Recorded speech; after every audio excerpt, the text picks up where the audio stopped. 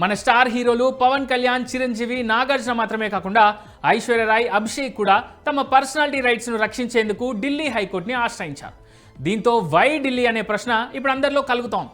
AP, Telangana, Maharashtra ఇలా వేర్వేరు రాష్ట్రాల్లో ఉండే నటులు కూడా ఢిల్లీ హైకోర్టులోనే పిటిషన్లు వేయడానికి ఓ ప్రత్యేక కారణం ఉంది. ఢిల్లీ అనేది దేశ రాజధాని. దేశంలోని ప్రముఖ కార్పొరేట్ కంపెనీల రిజిస్టర్డ్ ఆఫీసులు ఢిల్లీలోనే ఉన్నాయి. ముఖ్యంగా సోషల్ మీడియాకు సంబంధించి గూగుల్, యూట్యూబ్, ఫేస్బుక్, ట్విట్టర్ ఇలా మెజారిటీ సోషల్ మీడియా కంపెనీలన్నీ తమ రిజిస్టర్డ్ కార్యాలయాలు ఢిల్లీలోనే ఏర్పాటు చేసుకున్నాయి. దీంతో వీటన్నింటికీ అనుమతులు ఇచ్చే ప్రభుత్వ సంస్థలు ఢిల్లీలోనే ఉంటాయి. ఢిల్లీ హైకోర్టులో పిటిషన్ దాఖలు చేస్తే వెంటనే లోకల్గా ఉండే ఐఎన్బి విభాగానికి న్యాయస్థానం నోటీసులు జారీ చేస్తోంది. ఆ తర్వాత సమాచార ప్రసార శాఖ సోషల్ మీడియా కంపెనీలకు కోర్టు ఆర్డర్స్ని పాస్ చేసి దానికి అనుగుణంగా నడుచుకోవాలని సూచిస్తోంది.